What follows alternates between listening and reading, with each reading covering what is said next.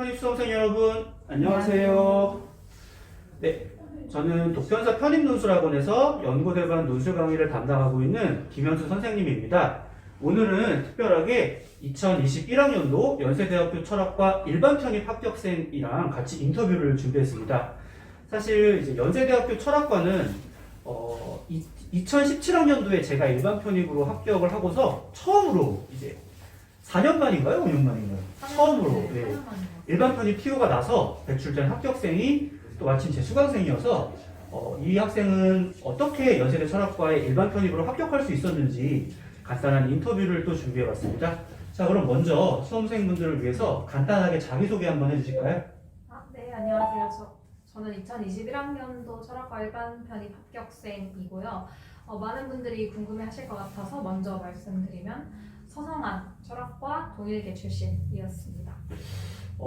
그러면은 일반적으로 서성한 동일계열 출신이라 그러면 또 이 영상을 보시고 있는 많은 수험생분들께서 네. 아 뭐야 서성한 동일계여서 붙은 거 아니야? 라고 생각하실 수도 있을 것 같아요. 네, 그럴 수 있죠. 사실 본인도 그 점에 대해서 좀 많이 신경을 썼죠.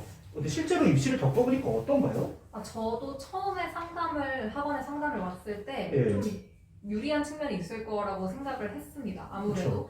그런데 상담을 받고 그리고 준비 과정에서 여러 정보를 접하다 보니까 오히려 서성한 동일계라는 게 좀 더 불리하게 작용하는 측면이 있는 것 같더라고요. 어떤 측면에서 그런 게 있을까요? 왜냐하면 사실 편입에서 그 서류에서 제일 중요한 것은 편입 당위성이라고 생각을 그쵸. 합니다. 내가 네. 그 학교 그 학과에 입학해야 되는 이유에 대해서 그렇죠. 교수님을 설득시키는 작업이죠. 네, 교수님의 입장에서는 사실 이 학생이 학벌을 높이려다는 그 생각이 들면은 좀 안 좋아하신다는 얘기를 많이 들었거든요. 그렇죠. 근데 서성한 동일계면은 굳이 왜 연고대 철학과에 지원을 하는 건지에 맞아요. 대해서 좀 의구심을 가지신다고 들었습니다. 왜냐하면 사실 서성한 철학과 동일계가 충분히 좋은 교수진과 커리큘럼을 가지고 있는 곳이기 때문에 사실 그곳에서 내가 꼭 연고대 철학과를 와야만 하는 이유를 설득시키는 것은 굉장히 어려워요. 네, 맞아요. 그러니까 오히려 굳이 말하자면 지나친 고스펙이 오히려 편입 당위성에 방해가 될 수도 있는 네. 사실은 그런 조건이 있었던 것이고 그렇죠. 그 다음에 또 학점이 어떠셨죠? 제가 학점이 또 좋은 편이 아니었습니다. 제가 학점이 3점대 중반이었는데 네. 제가 알기로는 좀 낮은 합격자들 중에서는 낮은 편이었다고. 그게 이제 1학년 때 학점이 낮았고 네, 그렇죠. 그나마 이제 2학년 때 많이 올려서 그렇게 된 거죠. 그렇죠. 네. 네. 그러니까 학점에서 좀 불리하다기보다는 네. 유리하지 굉장히 않아요. 높은 학점을 가진 학생들에 비해서는 그렇게 높은 학점은 아니었고 그렇죠. 그다음에 뭐 기타 뭐 어떤 스펙 같은 만한 스펙이라고 하는 것들이 있었나요? 저는 그 기타 서류를 제출할 때 하나 냈습니다. 공인 어학 성적 탭스 성적을 하나 냈어요. 그 외에 다른 무슨 스펙 관련 서류는 전혀 낸 게 없고 스펙이 없었어요. 무스펙이었으니까. 네, 정말 없었어요. 그러면 사실은 우리 학생이 그러면 이제 편입을 준비하겠다고 결심을 했을 때에는 생각보다 이게 나한테 만만치 않다라는 어떤 생각을 했었겠네요. 그쵸. 그러니까 연고대 편입이라고 하면 제일 높은 학교잖아요. 그쵸. 편입계에서. 그렇기 때문에 내가 학벌이 높아도 이렇게 스펙이 없고 네. 그리고 논술도 제가 해본 적이 없어요. 그리고 학점이 높은 것도 아니고 학점이 높은 것도 아니고. 그리고 동일계이기 때문에 지원 동기를 만들기도 어렵고 네. 왜냐하면은 비슷하다기보다는 커리큘럼이 충분히 좋은데 그렇죠. 거기서 굳이 연고대를 옮겨야 되는 한 지원 동기를 만드는 것도 굉장히 네. 어려운 작업이고 맞아요. 사실은 그렇습니다. 걱정이 많았던 것 같습니다. 그러면은 그럼에도 불구하고 내가 연고대 편입을 꼭 해야겠다라고 결심한 계기가 있었나요? 저 같은 경우에는 일단 제가 희망하고 있는 진로의 특성상 네. 엄청 그 학벌의 중요성이 크기도 했고 희망하는 진로로 가기 위해서 반드시 연고대 편입을 했어야 되는 상황이었네요. 네, 했어야 되는 상황이었고 또 개인적으로는 좀 욕심이 있었던 것 같습니다. 개인적인 것도 있었고. 네. 그러면은 이제 본격적으로 그래서 논술 공부를 몇 월 달부터 시작하신 거죠? 저 같은 경우에는 일단 학원 등록 자체는 5월에 했는데 네. 제가 당시에 22학점을 듣고 있어서 5월, 6월 종강할 때까지는 거의 그냥 학원 수업만 꾸역꾸역 듣고 숙제도 하나도 못 해갔던 것 같아요. 왜냐하면 학점 복구를 당시엔 좀 해야 됐으니까. 그쵸, 그때 좀 힘들었죠. 그래서 그때는 그러니까 당시 시작할 때 최종 학점이 3점대 중반보다 훨씬 낮았던 상황이었던 그때 거죠? 3점대 초반. 거의. 네. 그러니까 더 학점도 복구해야 되는 상황이었고. 네. 그래서 그때는 논술에는 좀 집중을 많이 못했던 것 같아요. 근데 7월부터 수업을 좀 본격적으로 열심히 듣기 시작하고 본작성, 제작성 숙제를 거의 한 번도 빠짐없이 예, 다 맞아요. 해갔던 것 같습니다. 특히 이제 여름방학부터는 제가 기억이 나는 게 뭐냐면 항상 우리 학생이 제일 먼저 와서 네. 자습실에서 숙제를 하고 있는 네. 광경이 지금도 눈에 선합니다. 그리고 맨날 맨 앞자리에 앉아가지고 맞아요. 맨날 매 앞자리에 앉아서 네. 진짜 교수님들이 좋아할 만한 그런 학생의 모습으로 네. 열심히 수업을 들었던 기억이 있는데, 네. 그러니까 결과적으로 본인은 내가 생각보다 불리하고 네, 그거를 어떻게 보면 논술로 좀 극복을 해야겠다라고 생각을 해서 그렇죠. 논술 준비에 최선을 다했던 거네요. 네, 그리고 그러니까 제가 원래도 철학과를 희망했었어요, 편입할 때. 근데 좀 철학과에 아무래도 예. 학과의 특성상 그렇죠. 그쪽에 배경식도 많고. 그리고 좀- 항상 또 철학과가 논술 경쟁률이 높아요. 네, 그래서 이게 논술을 진짜 잘해야 1차라도 뚫을 수 있겠구나 라는 맞습니다. 생각에 논술을 정말 심혈을 다했다. 열심히 공부해요. 특히 인문 논술 준비에. 네, 그렇죠. 특히 실제로 올해 연세대 편입 인문 논술이 독해 난이도가 진짜 장난 아니게 어려웠죠. 한 제시문이 정말 처음 봤어요. 제시문 라가 네, 제가 봐도 어렵다는 생각이 네. 들 정도로 굉장히 독해 난이도가 높았던 그래서- 제시문이었는데 네. 그런 제시문을 시험장에서 처음 보는 낯선 제시문을 뚫어낼 수 있는 독해 피지컬. 네. 근데 그런 것들을 훈련할 수 있을까요? 훈련 당연히 할 수 있다고 생각하고요.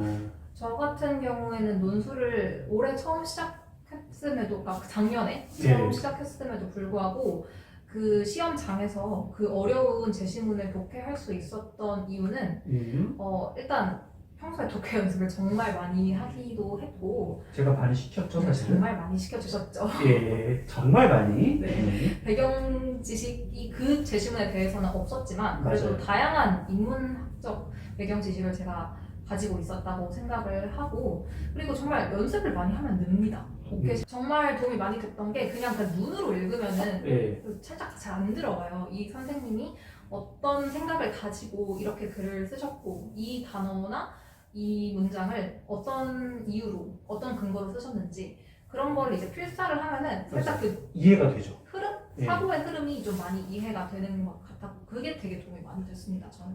근데 사실은 예시답안 필사 공부법이 빛을 발하기 위해서는 조건이 또 있어요. 네, 그게 뭐냐면 예시답안의 수준이 매우 뛰어나야 된다는 점. 그렇습니다. 예. 네.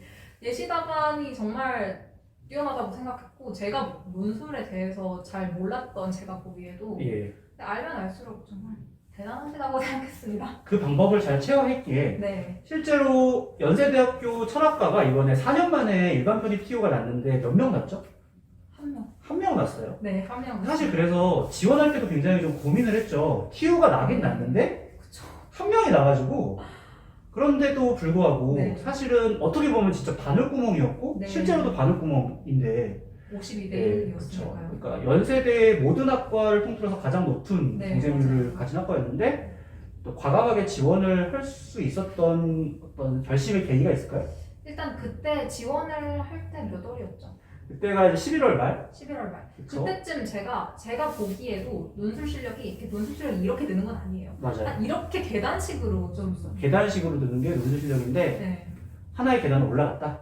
근데 그때쯤 돼서 조금 계속 본작성에서 좋은 평가를 받기도 했었고. 맞아요. 그때 굉장히 A를 많이 받았던 것 네, 같아요. A를 좀 많이 받았고 물론 B가 제일 많긴 했지만. 사실 제가 A를 굉장히 짜게 주는 편인데도 네. 불구하고 제 기억으로 A를 꽤 네. 저한테 많이 가져갔던 기억이 납니다. 자신감이 조금 있기도 했고 그리고 현수 선생님께서 연세대학교 철학과 일반 편입 출신이라는 것을 알고 있었기 때문에 네. 우리 선생님이 되게 저한테 좀 자신감을 많이 주셨습니다. 그럼 실제 논술 시험을 보고 나와서는 어느 정도 1차를 통과할 수 있겠다라는 생각이 들었나요? 네, 솔직히 말하면은 붙겠다고 어, 생각했습니다. 그 정도로 본인 스스로도 어떻게 네. 보면 만족할 만한 답안을 썼다. 제가 2시간 안에 그러니까 그 시험장의 압박감 속에서도 네. 2시간 안에 쓸 수 있는 최선의 답안을 썼다고 생각하고 시험장을 나왔습니다. 아, 대단하네요. 그만큼 진짜 너무 치열하게 네, 특히 7월 이후부터는 그렇죠. 오후 보통 뭐 2시에도 나오고 3시에도 나와서 네. 치열하게 연습을 했기 때문에 네. 훈련을 했기 때문에 가능한 성과였었죠. 네, 그렇죠. 정말 논술 공부는 정말 열심히 했고 맞아요. 그냥 제 수험 기간을 되돌아봐도 한치의 후회도 없을 정도로 정말 네. 열심히 했습니다. 여러분 이 학생이 뭐라고 하냐면 지난 1년간의 논술 수험 기간에 후회가 없고 네, 본인이 현장에서 2시간 쓰고 나온 답안에 후회가 없다라고 할 만한 정도면 사실은 공부를 진짜 많이 한 겁니다. 그렇죠. 많이 예, 했습니다. 그러면 합격합니다. 사실. 그쵸. 올바른 방향으로 가이드를 받았다. 네, 운이 좋기도 했죠. 논술을 통과를 했고 그 다음에 이제 또 많은 학생들이 궁금해하는 2차 서류 준비에 대해서 네. 사실 굉장히 중요한 부분인데 그렇죠. 한번 얘기를 해보죠. 근데 굳이 연대를 와야 되는 어떤 동일계 편입의 이유를 설득하는 게 제가 생각하기에도 쉽지 않다고 생각을 했어요. 그쵸. 그거에 대해서 처음부터 걱정을 좀 했었던 것 같습니다. 거기다가 이제 아까 말씀드렸던 것처럼 무스펙이고 네, 그렇다고 학점이 그렇게 좋은 네. 편도 아니고 그쵸. 서성한이라는 것 때문에 어떻게 보면은 유리하다고 할 수 없는 그쵸. 그런 측면이 있었는데 네, 맞아요. 그걸 어떻게 설득할 수 있었을까요? 저 같은 경우에는 예. 이제 자소서에 그걸 많이 소명을 했었는데 굉장히 소명을 네, 했죠. 학업계획서에 보면 이제 지원 동기를 서술하라고 나와 있어요. 네, 그 지원 동기를 거의 한 페이지 가까이 맞아요. 썼던 것 같은데 굉장히 길게 썼었죠. 네, 그때 그거를 어떻게 소명을 했냐면 예, 일단 제가 다녔던 전적대의 학교 커리큘럼의 경우 예. 영미 분석 철학이 굉장히 뛰어났지만 영미 분석 철학만 뛰어났어요. 아, 그러니까 영미 분석 철학 외에 다른 분야에 대해서는 네. 사실은 그 교수진이 없었죠. 교수진이 딱 세 분이 계셨는데 전임 교수님 3명이 있었는데 그 세 분 다 영미 분석 철학 그 전공자셨어요. 그러니까 고대 철학 전공 교수님도 없으시고 네네네. 중세 철학도 없고 네. 서양 근대 철학이라든지 현대 대륙 철학도 없고 그냥 오직 영미 분석 철학만. 네, 맞아요.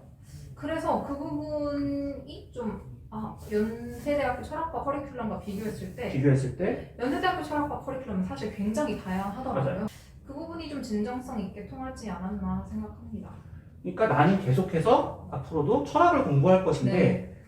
내가 이제 영미 분석 철학만 공부해서는 내가 생각하는 어떤 나의 주체적인 철학적 문제의식을 또 자기소개서에도 사실 오늘 띄웠죠. 네, 그렇죠. 그러한 문제의식을 또 철학적 탐구를 하기에는 영미 분석 철학만 공부해서는 한계가 있다. 네. 근데 또 그걸 서술할 때 전적대를 까는 내용은 아니었죠. 네. 깐다기보다 이렇게 교묘하게 맞아요. 전적대를 비판하지 않으면서 네. 그런 커리큘럼상의 차이를 파고들어서 지원 동기를 소명을 했는데 네. 사실은 말로 하기에는 되게 정교한 작업들을 지금 정말 많이 했죠. 그렇죠. 네. 선생님이 정말 많이 도와주셨는데 예. 다행히 선생님이 연세대학교 철학과에 대해서 굉장히 잘 알고 계셔서 그 부분에 많은 도움을 받았던 것 같습니다. 그러니까 그래서 자기소개서를 작성을 해보니까 네. 2차 자기소개서를 작성하는 데에는 뭐가 중요한 것 같아요? 정말 그 편입 당위성이라는 게 제일 중요한 것 같습니다. 결국엔 다시 편입 당위성. 네. 내가 왜 그 학교, 그 학과에 입학해야 하는지를 네. 교수님을 설득시키는 작업. 그렇죠. 네, 교수님들이 이렇게 보면 아시잖아요. 그쵸. 이 학생이 학벌만 높이려고 준비를 하는 건지 아니면 네. 진짜 이 학문에 공부하고 싶어서 준비를 하는 건지 맞습니다. 사실 그 전자의 경우에는 교수님들이 당연히 좀 싫어하시겠죠.